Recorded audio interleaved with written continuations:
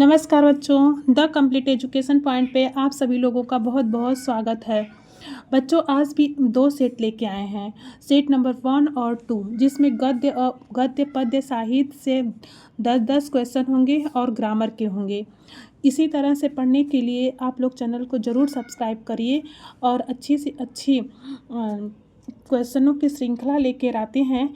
इसको जानने और पढ़ने के लिए चैनल को अगर सब्सक्राइब करेंगे तभी आप लोगों के पास मेरा हर पढ़ाया हुआ एक एक वीडियो पहुंचेगा आप लोगों तक।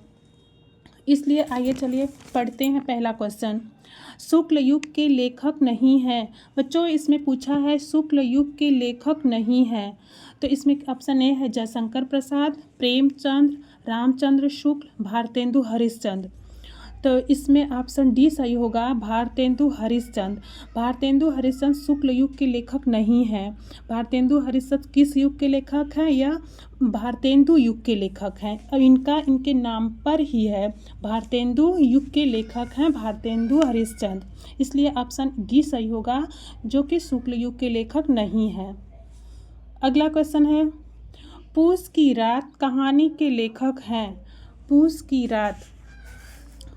रात कहानी के लेखक हैं। ऑप्शन ए है जयशंकर प्रसाद, प्रेमचंद, सुदर्शन यशपाल।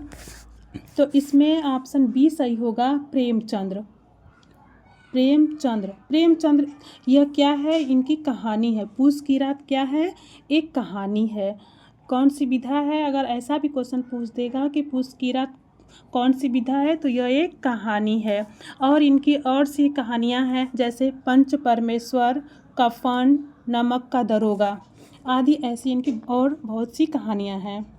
अगला क्वेश्चन, सिंदूर की होली के नाटककार हैं। सिंदूर की होली के नाटककार हैं जयशंकर प्रसाद, राम कुमार वर्मा, लक्ष्मी नारायण मिश्र, हरिकृष्ण प्रेमी। तो इसमें ऑप्शन सी सही होगा, लक्ष्मी नारायण मिश्र। यह क्वेश्चन बच्चों 2024 में आया हुआ है। जितने भी क्वेश्चन लेके आए हैं सब 22, 23, 24 में सारे क्वेश्चन 2-3 ईयर में आए हुए क्वेश्चनों की श्रृंखला है, जो कि आप लोग पढ़ रहे हैं इस टाइम। सारे क्वेश्चन आए हुए क्वेश्चन है पेपरों में, इसलिए सारे क्वेश्चन एक एक क्वेश्चन बहुत ही इम्पॉर्टेंट है। बस आप लोगों को एक दिन का समय बचा है, कल आप लोगों का पेपर है। आप लोगों के पेपर के लिए बहुत बहुत बेस्ट ऑफ लक, बहुत ही अच्छा करके आइए आप लोग। अगला क्वेश्चन है, रूस में 25 मास यात्रा वृत्त के लेखक हैं। रूस में 25 मास यात्रा वृत्त के लेखक हैं डॉक्टर नागेंद्र, प्रभाकर माचवे, रामवृक्ष बेनीपुरी। इसमें ऑप्शन डी सही होगा, राहुल सांस्कृत्यायन। रूस में 25 मास यह यात्रा वृत्त के लेखक है राहुल सांस्कृत्यायन। अगला क्वेश्चन है, 5वां है इसमें, माटी हो गई सोना संस्मरण के लेखक हैं। माटी हो गई सोना संस्मरण के लेखक कन्हैयालाल मिश्र प्रभाकर, देवेंद्र सत्यार्थी, माखनलाल चतुर्वेदी, रामवृक्ष बेनीपुरी। तो इसमें ऑप्शन ए सही होगा, कन्हैयालाल मिश्र। माटी हो गई, अगर एक क्वेश्चन यह भी बन सकता है बच्चों कि माटी हो गई सोना यह क्या है? संस्मरण है, जीवनी है, कहानी है? तो इसको भी याद रखना कि यह एक संस्मरण है। और कन्हैयालाल मिश्र की और रचनाएं हैं, जैसे दीप जले शंख बजे, और इनकी एक रचना है बाजे पायलिया की घुंघरू। ऐसी इनकी और भी रचनाएं हैं। अगला क्वेश्चन है, रीतिकाल को अलंकृत काल किस विद्वान ने कहा है? रीतिकाल को अलंकृत काल किस विद्वान ने कहा है? तो विश्वनाथ मिश्र ने, मिश्र बंधुओं ने, रमा शंकर शुक्ल रसाल ने, जॉर्ज ग्रियर्सन ने। तो इसमें बी ऑप्शन सही होगा, मिश्र बंधुओं ने। तो और इनको रीतिकाल को अलंकृत काल, इसको विश्वनाथ ने कहा है श्रृंगार काल। और ऑप्शन सी में है रमा शंकर शुक्ल रसाल ने इसे कलाकार कहा है। अगला क्वेश्चन है, निम्नलिखित में से कौन सी कृति रीतिकालीन कविदेव की नहीं है? निम्नलिखित में से कौन सी कृति रीतिकालीन कविदेव की नहीं है? देखो, जो प्रश्न में ही एक क्वेश्चन बन रहा है कि कविदेव कौन से काल के कवि हैं। तो पहले प्रश्न में भी एक क्वेश्चन है, तो इसको याद रखना कि कविदेव रीतिकालीन कवि हैं। तो इसमें नहीं पूछा है तो कवि प्रिया, भाव विलास, भवानी विलास, रस विलास। तो इसमें ए ऑप्शन सही होगा, कवि प्रिया। इनकी रचना है, भाव विलास भी है, भवानी विलास भी है, रस विलास भी है। अगला क्वेश्चन, भारतेंदु युग की विशेषता प्रवृत्ति नहीं है। भारतेंदु युग की विशेषता प्रवृत्ति नहीं है। तो राष्ट्रीयता की भावना, सामाजिक चेतना का विकास, अंग्रेजी शिक्षा का विरोध, काव्य भाषा के रूप में खड़ी बोली का प्रयोग। इसमें ऑप्शन डी सही होगा, काव्य भाषा के रूप में खड़ी बोली का प्रयोग। राष्ट्रीय विशेषता इनकी है जो राष्ट्रीयता की भावना, भारतेंदु युग की। ए भी है सही। अब बी ऑप्शन है, सामाजिक चेतना का विकास, ए भी सही है। अंग्रेजी शिक्षा का विरोध, ए भी सही है। लेकिन ऑप्शन डी नहीं, इसमें नहीं पूछा है, तो आप लोगों का ऑप्शन डी सही होगा। अगला क्वेश्चन है, 1943 ईस्वी में प्रकाशित तार सप्तक का संपादन किसने किया? 1943 ईस्वी में प्रकाशित तार सप्तक का संपादन किसने किया? रामविलास शर्मा, अज्ञे, प्रभाकर, माचवे। तो इसमें ऑप्शन बी सही होगा, अज्ञे। ये तार सप्तक जो जितना भी ये तार सप्तक वाले क्वेश्चन भी बहुत इंपॉर्टेंट है। तार सप्तक से ज़रूर 1 नंबर का एक क्वेश्चन आएगा, इसलिए आप लोग तार सप्तक के जो क्वेश्चन इसको बहुत अच्छे से पूरा याद रखना। अगला क्वेश्चन है, राम की शक्ति पूजा किसकी रचना है? तो ये क्या है? सूर्यकांत त्रिपाठी निराला जी की है, जयशंकर प्रसाद की है, राम नरेश त्रिपाठी की है, महादेवी वर्मा की है। राम की शक्ति पूजा यह सूर्यकांत त्रिपाठी निराला की है। सूर्यकांत त्रिपाठी निराला, जयशंकर प्रसाद की नहीं होगी, राम नरेश त्रिपाठी की नहीं होगी, महादेवी वर्मा की नहीं होगी। यह काव्य से गद्य पद्य साहित्य से 10 नंबर थे बच्चों। अब आता है प्रश्न 11 से 20 तक, 20 नंबर व्याकरण के। जैसे आप लोगों के पेपर में बिल्कुल इसी तरह से क्वेश्चन पूछे जाएंगे। तो प्रश्न नंबर 11 है, हाथी जैसी देह है, गंडे जैसी खाल, तरबूजे सी खोपड़ी, खरबूजे से गाल। उपर्युक्त पंक्तियों में कौन सा रस है? इस पंक्ति में कौन सा रस है यह बताना है आप लोगों को। क्या यह वीर रस है, करुण रस है, श्रृंगार रस है, हास्य रस है? तो आप लोग पहले हास्य रस, इसमें ऑप्शन डी सही होगा, हास्य रस। श्रृंगार रस आप लोगों के सिलेबस में नहीं है, इसको तो पहले काट दीजिए। करुण रस, वीर रस पहले काट दीजिए, आप लोगों के सिलेबस में नहीं है। और करुण रस नहीं होगा, यह हास्य रस होगा, इसलिए ऑप्शन डी सही है, हास्य रस। दूसरा 12वां क्वेश्चन है, उस काल मारे क्रोध के तन कांपने उनका लगा, मानो हवा के बेग से सोता हुआ सागर जगा। उपर्युक्त रेखांकित पंक्ति में कौन सा अलंकार है? तो क्या उसे उपमा अलंकार है, रूपक अलंकार है, उत्प्रेक्षा अलंकार है, श्लेष अलंकार है?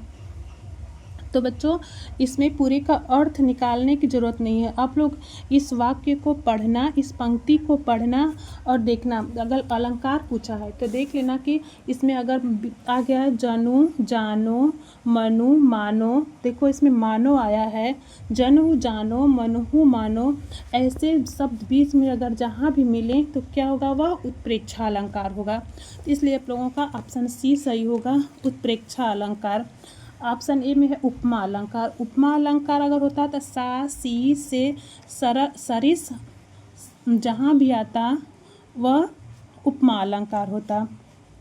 रूपक अलंकार है नहीं, इसलिए ऑप्शन डी सही होगा और सी सही होगा, उत्प्रेक्षा अलंकार। जो सुमिरत सिद्धि होई, गणनायक करिबर बदन, करहु अनुग्रह सोई, बुद्धि राशि शुभ गुण सदन। उपर्युक्त पंक्ति में प्रयुक्त छंद है। बच्चों छंद से आप लोगों को एक क्वेश्चन आएंगे, तो इसमें आप लोगों को छंद बताना है कि कौन सा छंद है। तो पहले आप लोग डी ऑप्शन काट दीजिए, कुंडलिया। यह आप लोगों को नहीं पढ़ना, आप लोगों के सिलेबस में नहीं है। रोला भी नहीं है, रोला है। दोहा काट दीजिए, दोहा भी नहीं है। आप लोगों को बस छंद में दो पढ़ना है, रोला और सोरठा। तो यह क्या है, आप यह इसमें ऑप्शन ए सही होगा, सोरठा।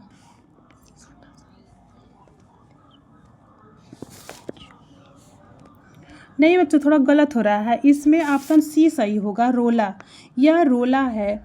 जो सुमिरत सिद्धि हुई, क्या है यह रोला है, सोरठा नहीं है। इसमें रोला में कितनी कितनी मात्राएं होती हैं, 24।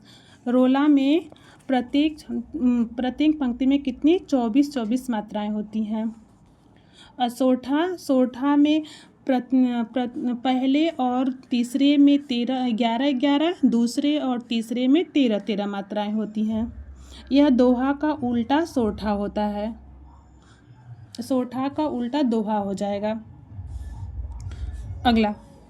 अगला क्वेश्चन है, निम्नलिखित में से किस शब्द में अनु उपसर्ग का प्रयोग नहीं हुआ है। इसमें अनु उपसर्ग का प्रयोग नहीं हुआ है पूछा है बच्चों। तो क्या अनुकरण, अनुशासन, अनुतीर्ण, अनुवाद। तो इसमें आप लोगों का ऑप्शन सी सही होगा, अनुतीर्ण। अनुकरण में अनुकरण भी सही होगा, अनुशासन भी सही होगा, अनुतीर्ण यह नहीं होगा, अनुवाद ये भी होगा। इसलिए आप लोगों का सी ऑप्शन सही हो जाएगा, अनुतीर्ण। अगला क्वेश्चन है, नीलकंठ समस्त पद में प्रयुक्त समास है। नीलकंठ में कौन सा समास है पूछा है। द्वंद्व, बहुव्रीहि, द्विगु, अव्ययी भाव। तो बच्चों नीलकंठ में बहुव्रीहि समास होता है, जिसमें तीसरा पद प्रधान होता है। नीला है कंठ जिसका, अर्थात शंकर जी।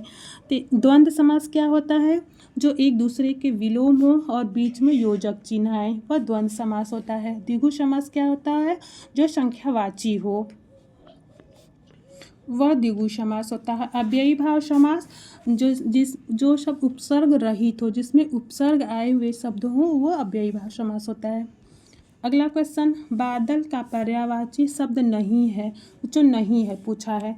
तो नीरद, अम्बुद, जलद, जलज। तो ए भी होगा, बी भी होगा, सी भी होगा, डी। इसलिए ऑप्शन आप लोगों का डी सही हो जाएगा, जलज। यह बादल का पर्यायवाची शब्द नहीं है। ये तीनों होगा, ये तो आप लोगों को नहीं पूछा है, तो आप लोगों का ऑप्शन डी सही हो जाएगा, नहीं है। युष्मद तुम सर्वनाम शब्द का तृतीया एक वचन रूप है। तृतीया एक वचन रूप है, युवाम, त्वया, त्वत्, तुभ्यम। तो ऑप्शन बी सही होगा, त्वया। अगला क्वेश्चन है, वह सुबह गया और शाम को लौट आया, रचना के आधार पर इस वाक्य का प्रकार है। तो क्या सरल वाक्य है, मिश्र वाक्य है, संयुक्त वाक्य है, इनमें से कोई नहीं। रचना के आधार पर वाक्य 3 प्रकार के होते हैं, सरल वाक्य, मिश्र वाक्य, संयुक्त वाक्य। तो इसमें पूछा है कि वह सुबह गया और शाम को लौट आया, तो इसमें और लगा है बच्चों, यह संयुक्त वाक्य होगा। इसमें ऑप्शन सी सही होगा, संयुक्त वाक्य। अगला क्वेश्चन है, महात्मा बुद्ध ने विश्व को शांति का संदेश दिया, इस वाक्य का वाच्य बताइए। तो क्या यह कर्तृवाच्य है, कर्मवाच्य है, भाववाच्य है, या इनमें से कोई नहीं। तो इसमें आप लोगों को ऑप्शन ए सही होगा, कर्तृवाच्य। वाच्य कितने प्रकार के होते हैं बच्चों, वाच्य 3 प्रकार के होते हैं, कर्तृवाच्य, कर्मवाच्य, भाववाच्य। कर्तृवाच्य में कर्ता की प्रधानता होती है, कर्मवाच्य में कर्म की प्रधानता होती है, भाववाच्य में भाव की प्रधानता होती है। अगला क्वेश्चन है आप लोगों का सेट 1 का लास्ट क्वेश्चन है, वह अचानक चला गया वाक्य में प्रयुक्त अचानक पद का व्याकरणिक परिचय है। अचानक पद का व्याकरणिक परिचय क्या है? क्या यह संज्ञा है, सर्वनाम है, क्रिया विशेषण है या क्रिया है? तो इसमें आप लोगों का ऑप्शन सी सही होगा, क्रिया विशेषण। अब शुरू होता है बच्चों आप लोगों का सेट 2। इसी तरह वो 20 क्वेश्चन और करेंगे, एक से एक इम्पॉर्टेंट और बहुत ही महत्वपूर्ण रचनाएं हैं अगले सेट में भी, इसको भी पूरा पढ़ना। शुक्ल युग के निबंधकार हैं, यहाँ पूछा है शुक्ल युग के निबंधकार हैं। तो ऑप्शन ए है बाबू गुलाब राय, ऑप्शन बी है प्रेमचंद्र, श्याम सुंदर दास, इनमें से सभी। तो इसलिए इसमें ऑप्शन डी सही होगा, इनमें से सभी। शुक्ल युग के निबंधकार ये सभी हैं, बाबू गुलाब राय भी हैं, प्रेमचंद्र भी हैं और श्याम सुंदर दास भी हैं। अगला क्वेश्चन है, गुनाहों का देवता रचना की विधा है। गुनाहों का देवता रचना की विधा है। कहानी है, क्या यह नाटक है, उपन्यास है या आत्मकथा है? तो यह एक उपन्यास है, यह एक उपन्यास है। गुनाहों का देवता, इनकी और कौन कौन सी रचनाएं हैं? तो इनकी यह गुनाहों का देवता यह रचना किसकी है? तो यह धर्मवीर भारती की है, धर्मवीर भारती की है गुनाहों का देवता। और इनकी रचनाएं हैं धर्मवीर भारती, और इनकी और रचनाएं हैं सूरज का सातवां घोड़ा, कनुप्रिया, ठंडा लोहा, ऐसी इनकी और बहुत सी रचनाएं हैं। अगला क्वेश्चन है, किशोरी लाल गोस्वामी की रचना है। किशोरी लाल गोस्वामी की रचना है सरस्वती, राग दरबारी, दुलाई वाली, इंदुमती। तो इसमें ऑप्शन डी सही होगा, इंदुमती। अब महावीर जो सरस्वती है ये महावीर प्रसाद जी की रचना है। पहला ऑप्शन है, ऑप्शन ए में सरस्वती महावीर प्रसाद द्विवेदी की रचना है। ऑप्शन बी है राग दरबारी, यह श्रीलाल शुक्ल की रचना है। दुलाई वाली यह बंग महिला की रचना है, बंग महिला, इसलिए इंदुमती यह किशोरी लाल गोस्वामी की रचना है। और इंदुमती बच्चों हिंदी की प्रथम कहानी भी है। अगर आप लोगों से एक क्वेश्चन बने कि हिंदी की प्रथम कहानी क्या है, तो हिंदी की प्रथम कहानी इंदुमती है। यह भी बहुत ही इम्पॉर्टेंट क्वेश्चन है। अगला क्वेश्चन, ध्रुव स्वामिनी के लेखक हैं। ध्रुव स्वामिनी के लेखक हैं क्या? जयशंकर प्रसाद, जगदीश चंद्र माथुर, राम कुमार वर्मा, मोहन राकेश। तो ध्रुव स्वामिनी क्या है? एक नाटक है। ये इसमें ऑप्शन ए सही होगा, जयशंकर प्रसाद। जयशंकर प्रसाद की रचना है ध्रुव स्वामिनी। इनकी और रचना है चंद्रगुप्त, स्कंदगुप्त, अजात शत्रु, जन्मेजय का नागयज्ञ, ऐसी इनकी और बहुत सारी रचनाएं हैं। अगला क्वेश्चन, संस्कृति और सभ्यता निबंध के निबंधकार हैं। संस्कृति और सभ्यता निबंध के निबंधकार हैं रामदास गौड़, श्याम सुंदर दास, रामचंद्र शुक्ल, डॉक्टर नागेंद्र प्रसाद। तो इसमें ऑप्शन बी सही होगा, ऑप्शन सी सही होगा बच्चों, रामचंद्र शुक्ल। संस्कृति और सभ्यता के निबंधकार हैं रामचंद्र शुक्ल। इसमें इनकी और सारी रचनाएं हैं जैसे चिंतामणि, विचारदी, मित्रता। अगला क्वेश्चन, भाव विलास के रचयिता हैं। भाव विलास के रचयिता हैं भूषण, केशव, मतीराम। तो देव, इसमें ऑप्शन डी सही होगा, देव। भाव विलास के इनकी और रचना है भाव विलास, रस विलास, ऐसी बहुत सारी अनेक रचनाएं हैं। भूषण की रचना है इसमें ऑप्शन ए में है भूषण। भूषण की रचना है घनानंद। अब बी में है केशव की बिहारी। और मतीराम की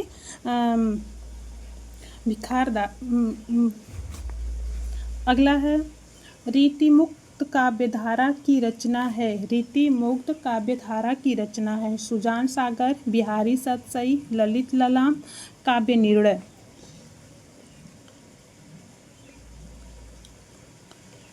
तो इसमें रीतिमुक्त काव्यधारा की रचना है सुजान सागर।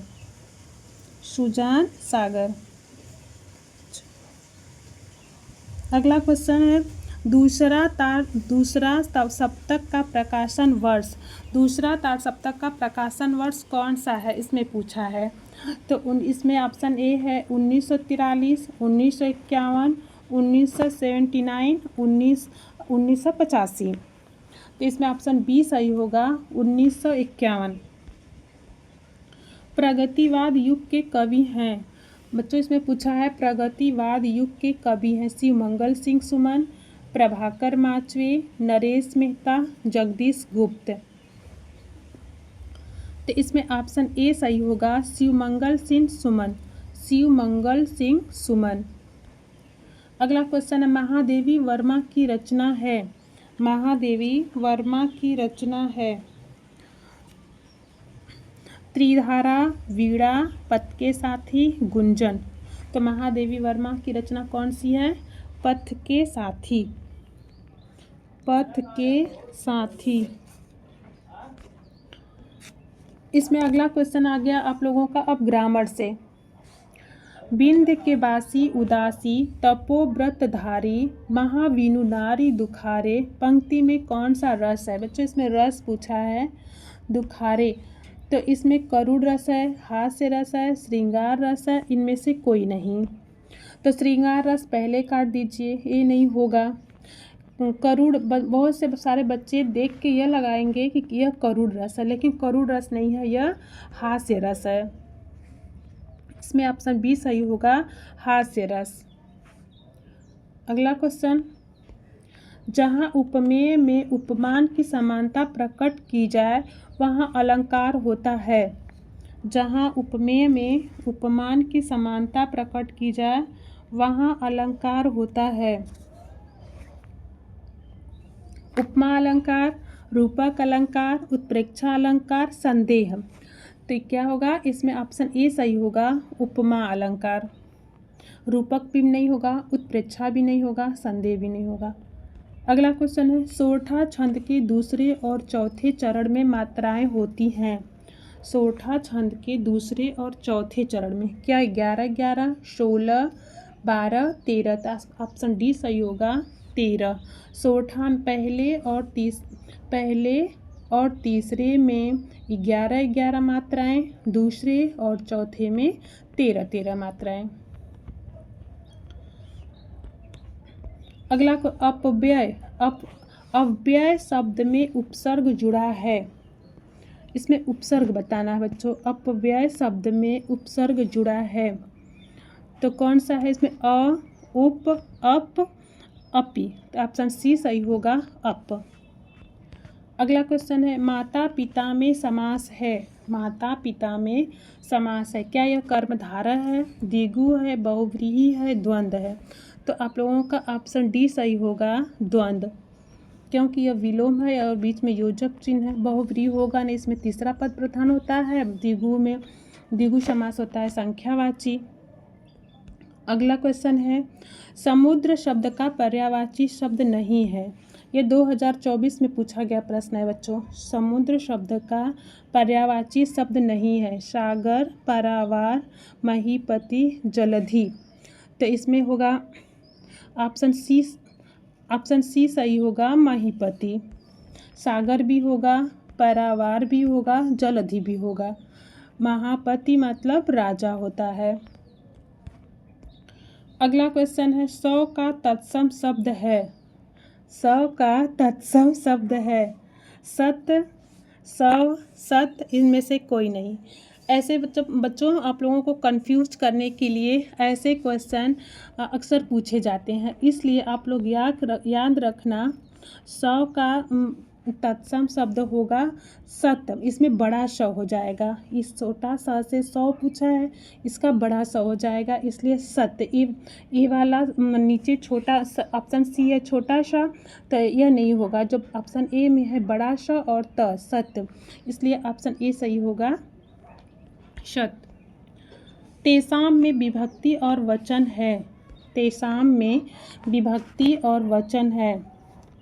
तो पंचमी विभक्ति द्विवचन, सप्तमी विभक्ति एक वचन, षष्ठी विभक्ति, चतुर्थी विभक्ति एक वचन।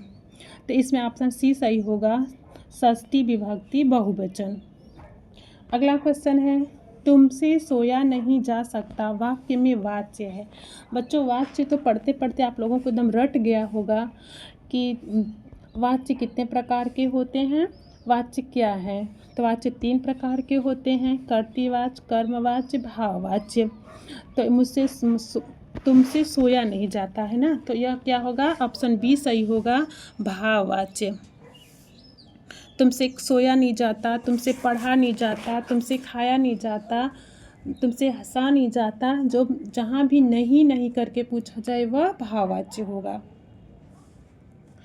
अगला क्वेश्चन और लास्ट क्वेश्चन है बच्चों, विकारी पद नहीं है। ऑप्शन ए है, क्या पूछा है, विकारी पद नहीं है। तो गाय, सभा, प्रतिदिन, रमेश, क्या हो जाएगा इसमें, ऑप्शन सी सही होगा, प्रतिदिन। यह लास्ट क्वेश्चन था बच्चों। अब आप लोगों के कल के पेपर के लिए बहुत बहुत बेस्ट आप लोग बहुत अच्छे से पढ़ के जाओ, रिवाइज करके जाओ और बहुत अच्छा करके आओ। आप लोगों का पेपर बहुत अच्छा हो, आप लोगों को बहुत बहुत बधाई हो कि आप लोग पेपर बहुत अच्छे से करके बहुत अच्छा करके आओ। थैंक यू, धन्यवाद।